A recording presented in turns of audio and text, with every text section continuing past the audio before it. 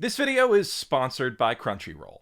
In 1979, Mobile Suit Gundam revolutionized mecha anime by asking what the borderline magical super robots of Mazinger and Getter Robo might look like if they were built by real human militaries for real human wars. Heavily armed and armored and constructed from standard mass-produced components, mobile suits made the interstellar future of warfare feel depressingly believable and tantalizingly tangible, especially if you were into building the model kits. And that inspired, highly merchandisable vision of the future eventually cemented Gundam as one of the most successful and influential anime of all time. By some metrics, the most. But that was a long time ago, a pre-EVA world. In 2021, the most popular giant robots have gotten so super yet again that they're not even robots anymore. Though, aesthetics aside, Attack on Titan is basically just a Gundam story where it slowly dawns on you that the thing at the start wasn't the colony drop, and also the guy you thought was the Amuro might actually be the Char. And if you think about it, it kind of makes sense that Gundam's plot structure would be its most enduring legacy. The original anime's commentary on the murky nature of war and the destructive influence of the military-industrial complex is as relevant today as it ever was, but its bipedal humanoid mecha designs and the tactics built around them feel nearly as quaint and retro-futuristic as Tetsujin 28 was in the 80s. Real Robot is no longer a sci-fi subgenre, it's simply an accurate descriptor of military hardware that's currently in use or in development in the real world. All of us have a solid notion, from viral videos of science dweebs bullying them, what super fighting robots will look like in the future, and Gundams just ain't it. Fuchikomas are. In that light, the return of super robots makes perfect sense. If your bipedal humanoid mech is gonna be conceptually ridiculous no matter how much of the supply chain for its elbow servos you've worked out in your head, and Gundam already owns that niche anyway, you may as well just make it a giant monster that's also your mom and have some fun with it.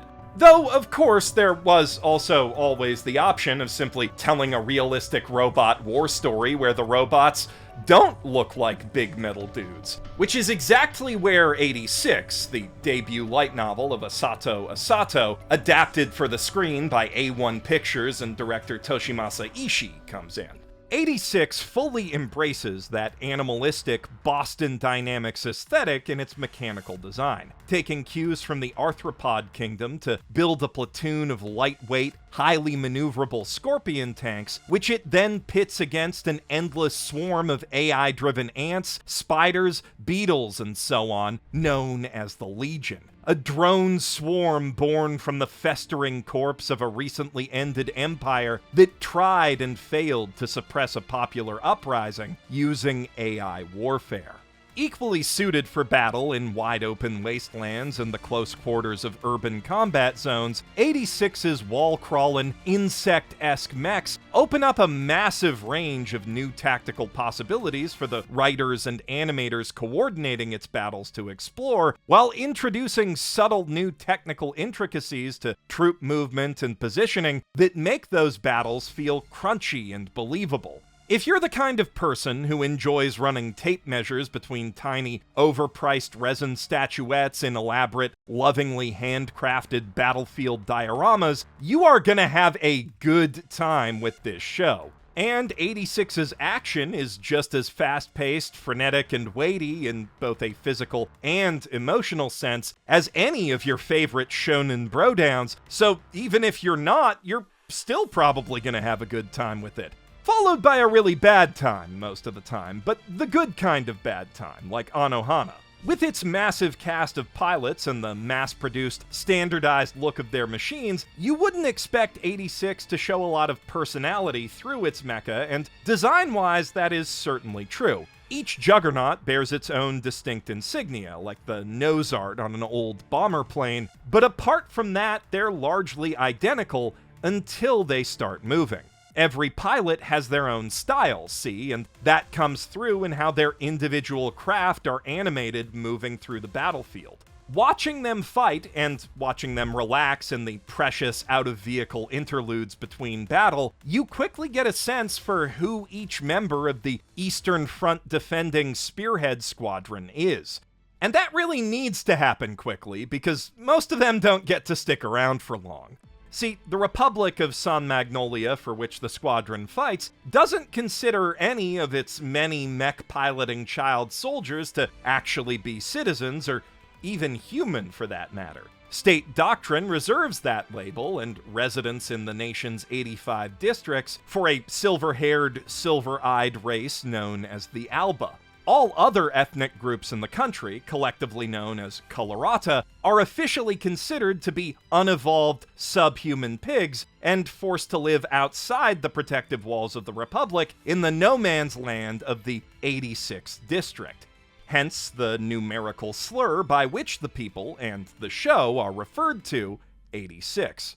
That term is considered impolite, though. The official terminology is processors, so named because the official line the Republic feeds its citizens is that their unmanned drone army has managed to fend off the Legion for years with 0 San Magnolian or human casualties. A duty the processors reluctantly, yet also proudly perform as the last line of defense for what may well be the last bastion of humanity on their entire planet.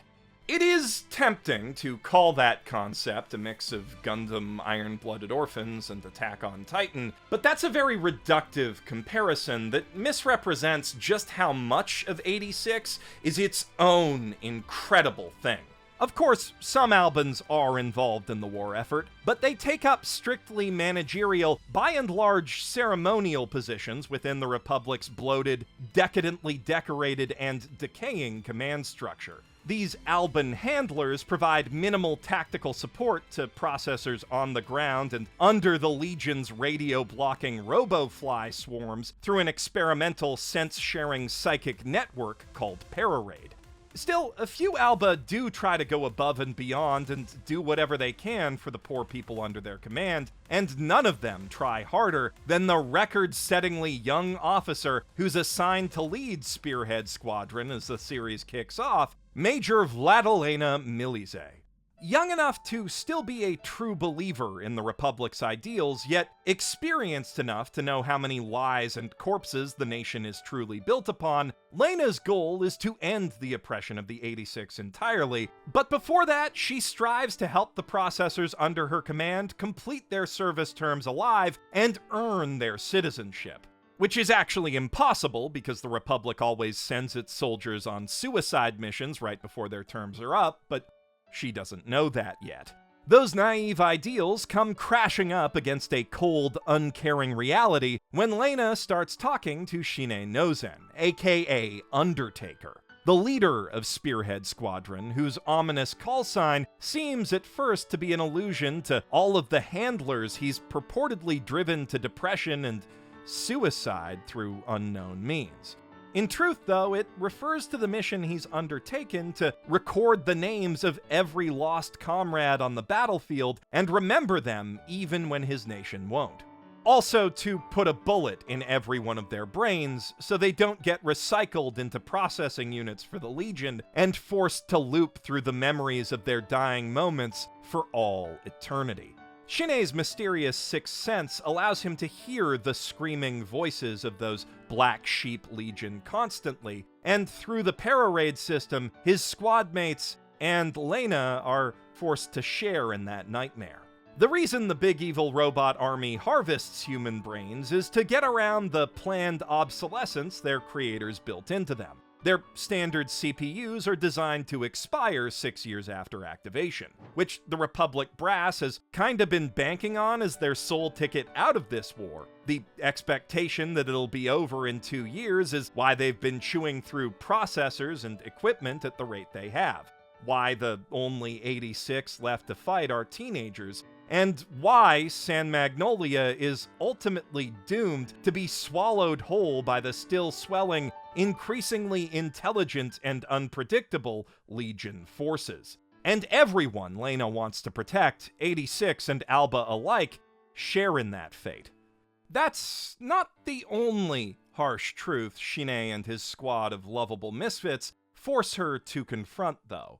Lena makes an earnest effort at getting to know the soldiers under her command, calling them up every night just to chat about anything from their days to the last battle to what pets they have around the base. If you're curious, they have a cat with way too many names, and a dog named Fido, who doesn't look like a dog, but trust me, that is a dog. A very good dog. The best dog, even. And knowing the kind of anime this is, that should worry you a lot.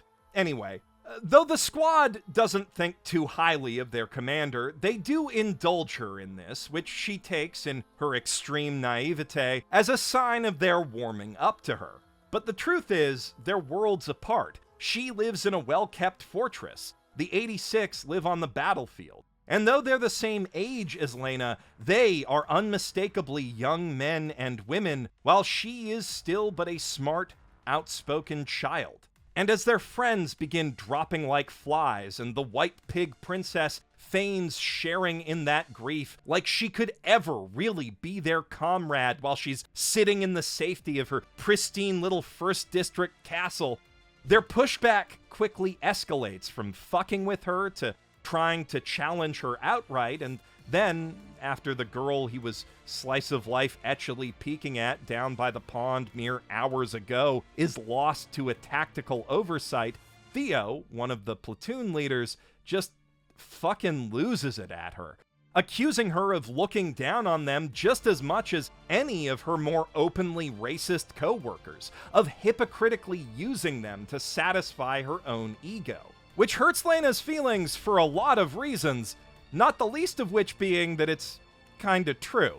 Sure, Theo could have been way nicer in how he worded it, but nothing he said was actually uncalled for. Yeah, she was being a little friendlier too and trying a little harder for her squad, doing extra homework to give them an extra edge in battle and whatnot, and she made a point of never using that nasty slur, but at the same time, she did always call them by their call signs. She never bothered to learn their actual names. Never even thought about it, because that's just San Magnolian military protocol, and it never occurred to her how literally dehumanizing that rule would feel from the other end.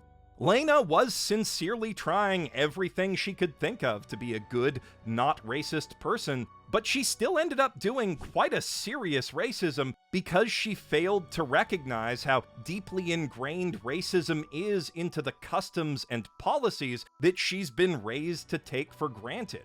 That doesn't make her a bad person, but intentionally or not, she did seriously wrong the soldiers in her charge, and as a result, she owes them a serious, one-sided apology before she can get back to her serious work of fighting Alban oppression, now with a greater sense of clarity as to how that really works, and having earned just the tiniest shred of actual respect from those in her command. Well, it's pretty clear that Shin, the man she talks to most, feels a little more than just respect for her, though he's also a little too addled by all the Legion ghosts screaming their dying screams directly into his brain, plus the day-to-day business of not getting blown up, to think of her as much more than a voice he really enjoys hearing from time to time.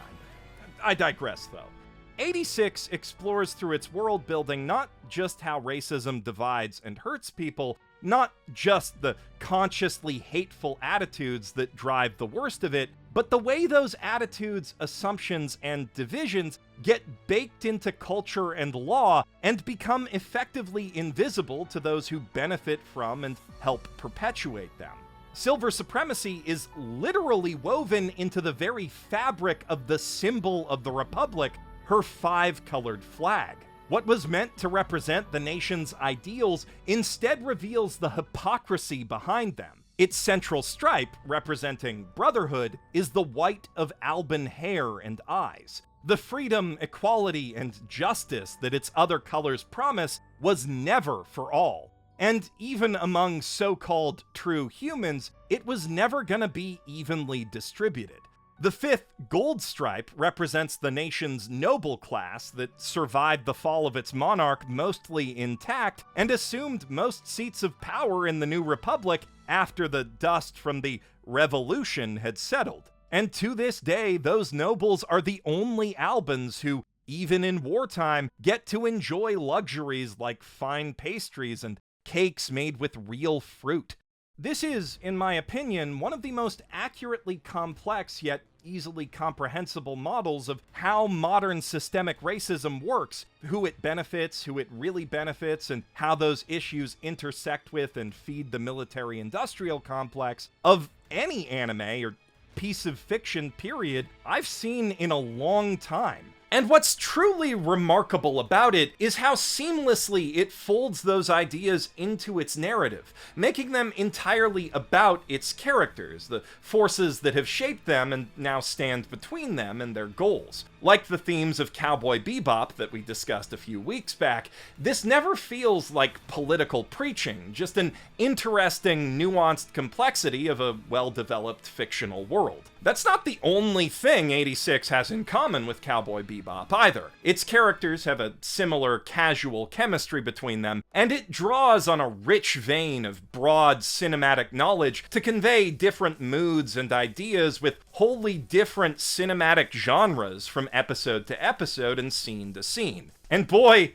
86 sure does love those tactile cockpit interfaces that I love so much.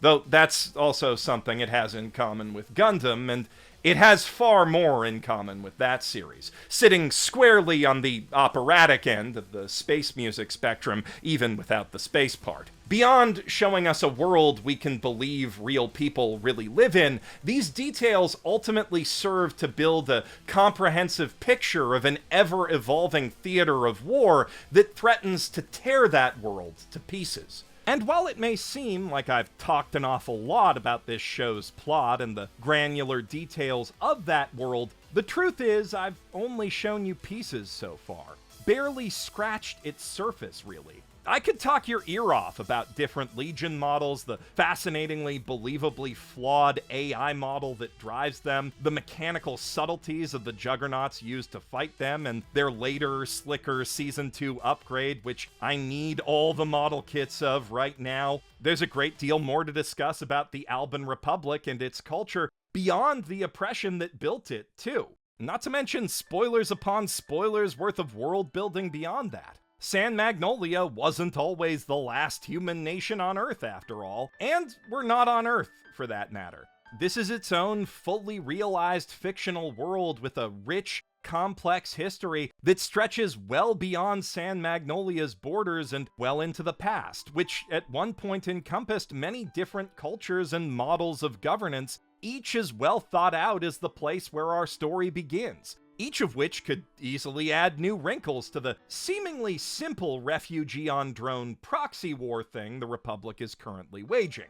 If they still exist, of course. Please ignore any Attack on Titan comparisons I might have made earlier that might possibly answer that mystery for you. I want to make it clear that I am not making these Gundam comparisons lightly. I'm not as into the Universal Century as some of my fellow weebs, but I'm acutely aware of how sprawling and intricately detailed that setting has always been, and how much it's grown since its inception. As a 4-year-old light novel franchise, 86 really has no way of comparing to those literal decades of world building in either its scope or its scale, of course, but I'll be damned if it doesn't have an answer ready in dialogue or sometimes just background details for every dang question its plot's given me cause to ask in its 18 episodes of runtime so far. Even counting Mushoku Tensei, this slow-crumbling marble-white metropolis and the gritty yet colorful post-collapse Shinkaiscapes that surround it is easily the most believable and immersive anime world I've visited in 2021. And as our world is being pulled deeper and deeper into the quagmire of AI-augmented, drone-executed perpetual warfare, where rich democracies pay for their luxuries with the blood of others elsewhere in a different world, the things it has to say about war and segregation are as relevant today as the Federation, Xeon, and Anaheim Electronics were in the 80s, and still are. But most importantly, as a work of art, above and beyond all of that, 86 populates that world, wages that war, with compelling and complexly realized, deeply human characters. It speaks to fundamental, powerful emotions that we all feel in war and peacetime alike. Before it is a thoughtful exploration of warfare or an immersive world, 86 is just a plain old damn good story. One that's told exceptionally well by true masters of their respective crafts.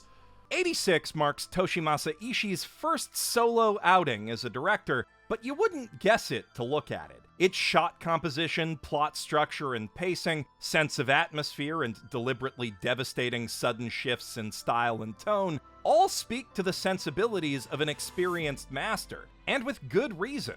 Ishii has served as assistant director to both Mamoru Hosoda on Mirai and Tomohiko Ito on Erased, where he personally directed and storyboarded both Episode 2, you know, the one with that park scene so good I felt compelled to write a whole video about it, and Episode 12. You know, the finale that condensed an entire extra-thick manga volume into 23 minutes. An ill-advised, but nonetheless impressive feat of visual storytelling that again speaks to his immense skill as a director, as does his work building tension in Episode 6 of The Promised Neverland, and emotional catharsis into Episode 18 of Your Lie in April. Ishii's learned from the best of the best, and he's got serious range as a director. And he puts every bit of that to work here, juxtaposing expertly crafted scenes of levity and slice-of-life frivolity with intense action and deeply painful tragedy, often separated from each other by mere seconds,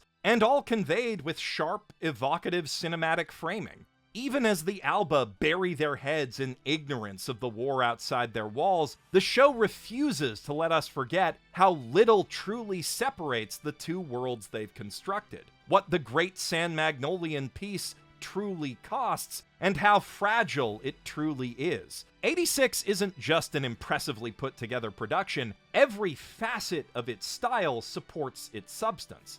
That's not just on Ishii, of course. 86's adaptation shares its lead writer, Toshiya Ono, with The Promised Neverland, Land of the Lustrous, and Gatchaman Crowds. Its art director brought the worlds of Little Witch Academia, Kakegurui, and Now and Then Here and There to life. Its director of photography gave us the immaculate compositing of Kaguya-sama Love is War. The overwhelming and chaotic soundscapes of its battlefields were created by Jin, "This man is literally everywhere," Aketagawa, and the accompanying musical punch is delivered, or dropped if you will, by the inimitable Hiroyuki Sawano in conjunction with Nanatsu no Taizai and Attack on Titan The Final Season's Kota Yamato. If you were playing anime production fantasy football with industry legends, you would be hard-pressed to put together a more capable production squad. And they all have been giving it their all every week, even through some self-evidently challenging production circumstances, to consistently do this story the justice it deserves. And even still, it's not just them. The visual commentary compilation that dropped as episode 17.5, where 3 of the main actors got to pick out some of their favorite scenes to watch and discuss together, reveals an astounding depth of understanding in regards to what makes each of these characters tick. The director clearly had involved conversations with even the supporting cast members about the subtleties of their motivations and personality, and that effort pays off in every single performance we hear in the Japanese dub. Though the English dub is no slouch either, and I have thoroughly enjoyed watching the series through as far as it's available in both languages. Also, credit where it's due, that visual commentary episode is one of the best things any anime has ever done for an unplanned recap. It both made me feel rewarded for watching it as a fan, and sold me some model kits. And I really hope to see other anime follow 86's lead on that in the future. Going that extra mile just for a recap episode is the mark of a series that seriously respects its fanbase and aims to deliver the best experience it possibly can to us week after week, no matter what. In a truly incredible, almost unrivaled year for anime, 86 manages to stand as one of the best of the best. A proper Anime of the Year contender, or at least a thoroughly deserving runner-up, even next to Odd Taxi and Ranking of Kings. And hopefully an introduction to a world that we'll get to spend many more years exploring in even more depth. Maybe with, like, a little licensed urban-scale tabletop tactics game where there's little magnets on the bottom of the minifigure mech so they can climb on walls and, like, shoot dudes from the sides of buildings and stuff. Just spitballing here, but please, someone make that. I would play it literally forever. I'm a bit obsessed with this show, and if you are too, I'd love to hear why in the comments below. And if you're not, well, if anything I've said today has even slightly intrigued you, you will be. Big thanks to Crunchyroll for sponsoring this video and giving me an excuse to gush about 86. You can of course watch the entire 86 series there, streaming in multiple languages, and catch simulcasts of each new episode as it airs in Japan. You know, the whole Crunchyroll deal. And if you want to see what a deal that is for yourself, and of course check out 86, you can head to crunchyroll.com/basement for a 14-day free trial. Or if you've already got a membership, just click the link in the doobly-doo to watch 86 directly. I'm Geoff Thew, professional robot bully, signing out from Boston. Oh god, they've broken loose! Everyone run!